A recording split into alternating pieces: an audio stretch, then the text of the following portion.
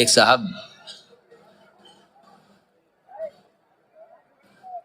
بڑے مالدار،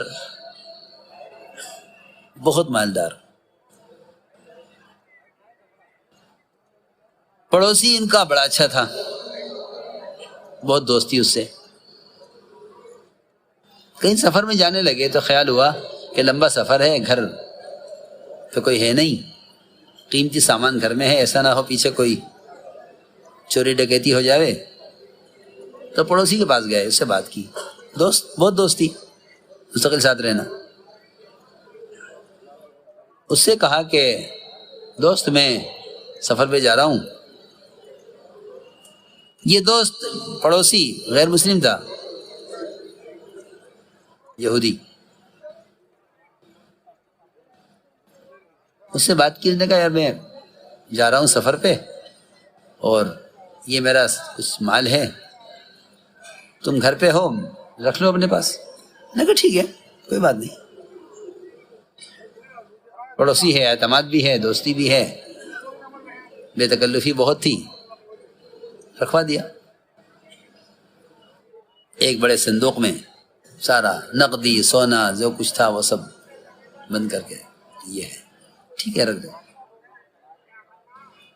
تصور میں بھی نہیں کہ یہ کوئی خیانت کر لے گا۔ چلے گئے، سفر سے واپس آئے، آ کے ملاقات کی، ہاں میں آ گیا ہوں، ٹھیک ہے۔ گھر پہ گئے اس کے اگلے دن کہ بھائی میری امانت دے دو۔ میں نے کسی امانت؟ کہ میں آپ کے پاس یہ سامان رکھ کے گیا تھا، کوئی دوستی، کوئی تعلق، جیسا کبھی کوئی جان پہچان تھی ہی نہیں، کہ نہیں مجھے تو آپ نے کچھ نہیں دیا۔ بھائی میں ابھی سفر سے پہلے اخبار رکھا کے گیا، یہ سامان ایسا صندوق دیا، آپ کو دیا، آپ نے خوشی سے رکھ کے رکھا، نہیں مجھے کچھ نہیں دیا۔ بڑے پریشان، یہ کیا دوست نے؟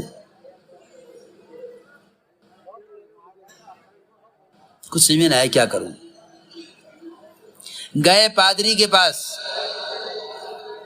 بلکہ حدیث میں ایک روایت میں ہے کہ ایسا زمانہ آئے گا کہ خیانت کرنے والے کو اس کی خیانت اس کا پادری اس سے امانت دلوا دے گا۔ امانت کا زمانہ جب ہوگا کہ پادری امانت دلوا دے گا، مسلمان کو اس کا اسلام مجبور کرے گا کہ نہیں امانت پہ خیانت مت کرو، اس کی امانت واپس کرو۔ لیکن پھر ایسا زمانہ آئے گا کہ کہا جائے گا فلاں بڑا عقل مند ہے، بڑا ہوشیار ہے، بڑا سمجھدار ہے۔ جی ہاں، لیکن وہ بھی قابل اعتماد نہیں ہوگا۔ میرے دوستو عزیزو، اس نے صاف انکار کر دیا کہ میرے پاس کوئی امانت نہیں ہے۔ یہ گیا پادری کے پاس، جا کے اس سے کہا کہ میرا پڑوسی ہے، میں آپ کے پاس اس لیے آیا ہوں کہ وہ آپ کے مذہب کا آدمی ہے۔ بہت عجیب قصہ ہے یہ، مجھے ان صاحب نے سنایا ہے جن کو خود اس آدمی نے سنایا ہے۔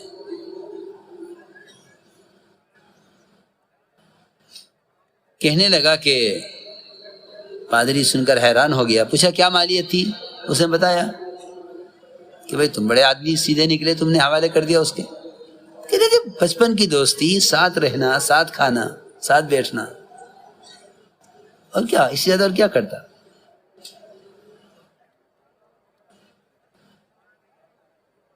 اس نے کہا کہ اچھا میں تمہیں ایک کاغذ دیتا ہوں لکھ کر، اس کو تم کھولنا مت اور دیکھنا مت، یہ کاغذ اس کو پہنچا دینا۔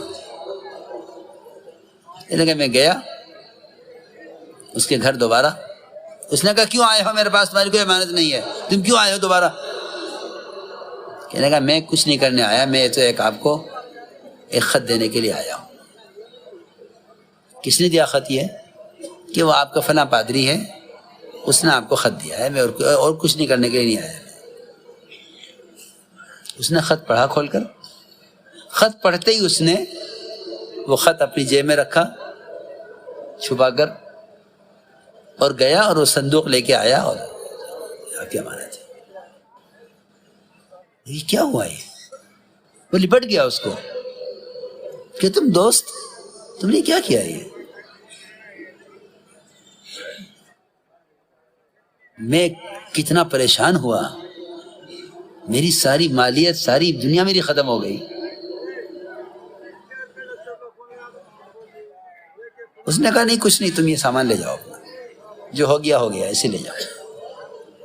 اس نے کہا دیکھ جو تو نے کیا وہ سو کیا، تو مجھے صرف اتنا بتلا دے اس پرچے میں کیا لکھا ہوا تھا.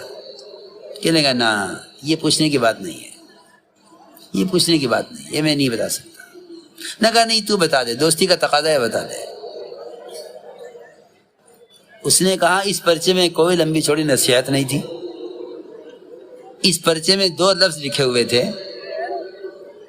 پادری نے لکھا اس کو کہ تم تو ہمارے مذہب کے آدمی تھے، تم تو ہمارے مذہب کے آدمی تھے، تم مسلمان کب سے ہو گئے؟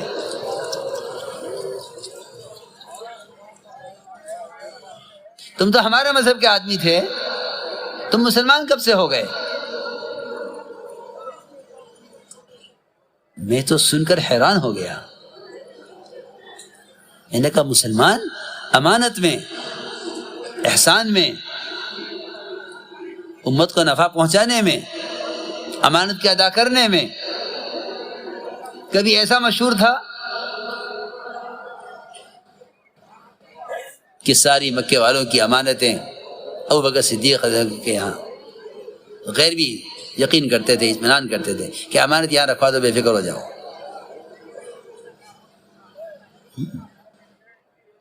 پھر یہ زمانہ آ گیا کہ پادری اس کو لکھ رہا ہے کہ تو مسلمان کب سے ہو گیا کہ تو نے خیانت کی. پادری کہتا ہے خط پڑھ کر مجھ سے رہ نہیں گیا کہ کیوں مجھے مسلمان کہا اس نے، میں فوراً گیا اور آپ کا صندوق لے کے آ گیا. یہ ایسا عبرت ناک قصہ ہے ہم سب کے لیے، ایک سبق ہے. تو ہم نے عرض کیا کہ یہ ہیں ایمان کی علامتیں، یہ ہیں ایمان کی علامتیں. مومن نہ دھوکہ دے گا نہ دھوکہ کھائے گا، مومن نہ جھوٹ بولے گا نہ جھٹلایا جائے گا.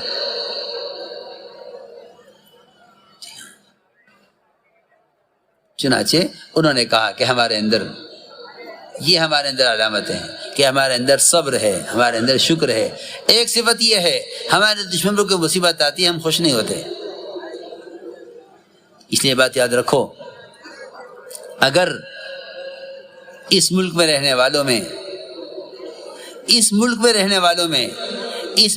رہنے والوں کی طرف سے انتقام کا جذبہ ہے تو یہ اسلام پیش نہیں کر سکتے اور کبھی غالب بھی نہیں آ سکتے. پکی بات ہے.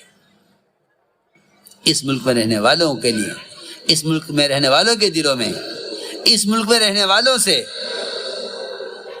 اگر انتقام کا جذبہ ہے یا دوسرا اس سے بھی زیادہ گندا ارادہ کہ ان کے ملک و مال کے حاصل کرنے کا ارادہ ہے، تو مسلمان کبھی غالب نہیں آ سکتے. یہ اللہ کا ضابطہ ہے، اس ضابطے کے خلاف کبھی نہیں ہوگا. اگر غلبہ چاہتے ہو تو ایک ہی راستہ ہے کہ غیروں کے ملک و مال کا ارادہ دلوں سے نکال دو اور ان کی ہدایت کی تمنا ہی صرف دل میں رکھو. یہ اللہ تعالیٰ کے ہر زمانے میں مسلمان کے غالب کرنے کا یہ اللہ کا ضابطہ ہے. اگر تمہارے دلوں میں ان کے ملک و مال کی تمنا ہے تو پھر معاملہ برابر سرابر کا ہے، سیدھی بات ہے، معاملہ برابر سرابر ہے. ادھر بھی مال ادھر بھی مال. فرماتے تھے کہ جب دونوں طرف باطل ہے تو پھر باطل کا مقابلہ ہے, حق و باطل کا مقابلہ نہیں ہے. حق و باطل کے مقابلے کے لیے تو پہلی شرط یہ ہے کہ تمہارے جذبات ان کے جذبات سے مختلف ہوں. اگر اہل حق اہل باطل کا ایک ہی جذبہ ہے ملک و مال کا تو پھر معاملہ باطل کا باطل سے ہے, حق و باطل کا معاملہ, حق و باطل کا مقابلہ نہیں ہے. اور دوسری بات یہ جو میں عرض کر رہا ہوں کہ اگر ساری انسانیت کی ہدایت کی تمنا کے سوا دل میں اور کوئی تمنا ہے تو مسلمان مغلوب ہو کر رہے گا, غالب نہیں آ سکتا. یہ پکی بات ہے. اس لیے فرمایا کہ ہماری صفت ایک ہی ہے ایمان. ایک صفت یہ ہے ہمارے اندر کہ دشمنوں کی مصیبت آتی ہے ہم خوش نہیں ہوتے. ایک صفت یہ ہے ہمارے اندر کہ اللہ کے ہر فیصلے سے ہم راضی رہتے ہیں. اور ایک صفت ہمارے اندر یہ ہے زمانے جاہلیت سے کہ جس بات کو ہم طے کر لیتے ہیں اس پر جم جاتے ہیں. ہم میدان چھوڑ کر پیچھے نہیں ہٹتے. حضور اکرم صلی اللہ علیہ وسلم نے ان ساری باتوں کو سن کر فرمایا فقہا, دین کی پوری سمجھ رکھنے والے, ادبا تربیت یافتہ با ادب, اور بلکہ آگے فرمایا کہ قریب تھے کہ یہ سب کے سب نبی ہو جاتے. 5 باتوں پر ایمان, 5 فرائض پر عمل, 5 باتوں پر ایمان, 5 فرائض پر عمل, 5 زمانے جاہلیت سے. یہ فرمایا قریب تھے کہ سب کے سب نبی ہو جاتے. کتنا آسان دین, کتنا آسان دین ہے. یہ 15 خصلتیں بندے پیدا کر لو,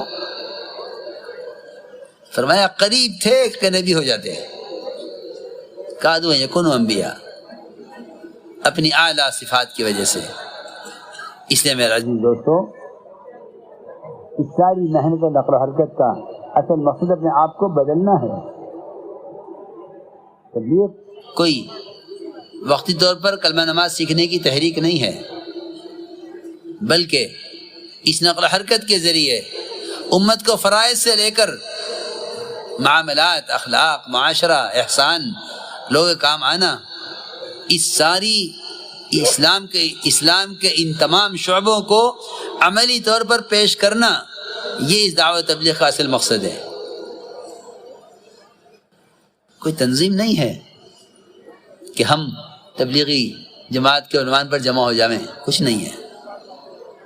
امت کا کام ہے, امت کا. اس کام کو کسی فرد کی طرف یا کسی ذات کی طرف یا کسی جگہ کی طرف منسوب کر کے چھوڑ دینا, یہ مسئلے کا حل نہیں ہے. کام امت کا ہے اور امت کے ذمے ہوا ہے, امت کے ذمے ہوا ہے. اس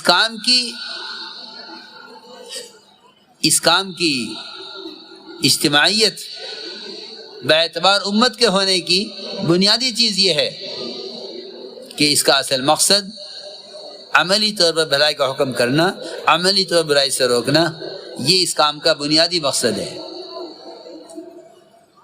اس کام کا بنیادی مقصد ہے. اس لیے کام کسی طبقے کا نہیں ہے اور کسی طبقے کے لیے بھی نہیں ہے. کام امت کا ہے, ساری امت کے لیے ہے. اس لیے حضور اکرم صلی اللہ علیہ وسلم نے اس امت کو نقل و حرکت پر ڈالا تھا تاکہ عملی دین پیش کیا جائے. امت کی نقل و حرکت یہ ان احسان اور اس جو ہے اخلاق اور معاشرے کے ساتھ تھی کہ نقل و حرکت سے بتاؤ کہ دین کیا ہے.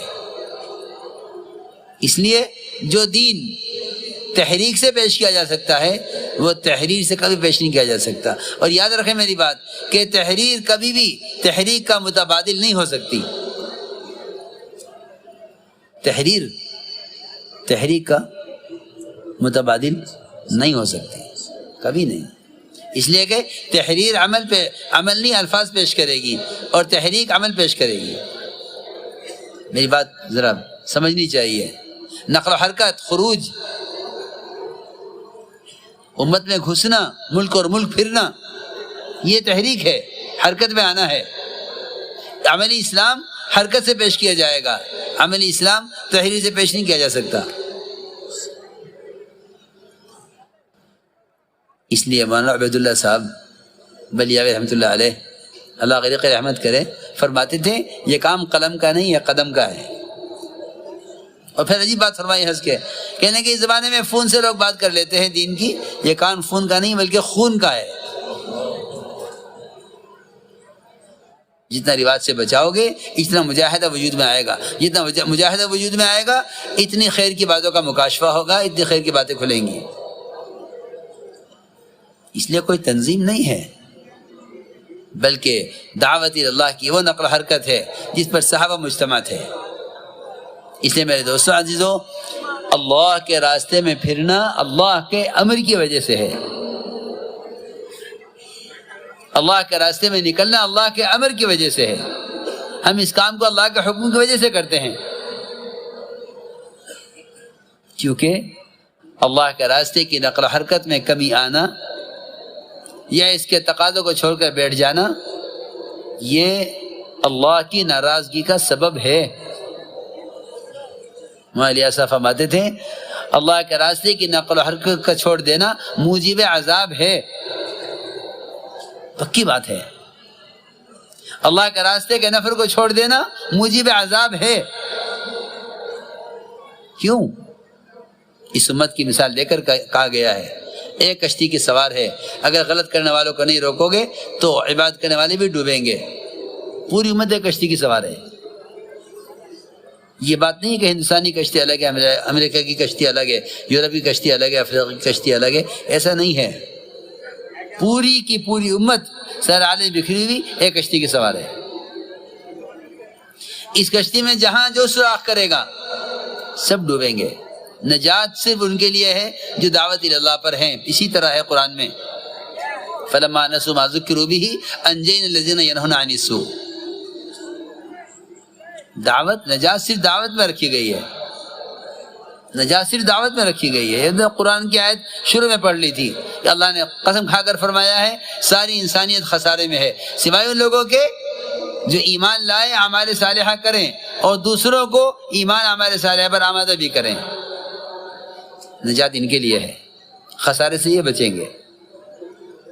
اس لیے میرے عزیز دوستو، ان واقعات پر غور کرو صحابہ کے، جہاں خروج میں نقل و حرکت میں کمی آئی وہاں اللہ کی طرف سے ناراضگی ہوئی، وہاں ناراضگی ہوئی جہاں نقل و حرکت میں کمی آئی۔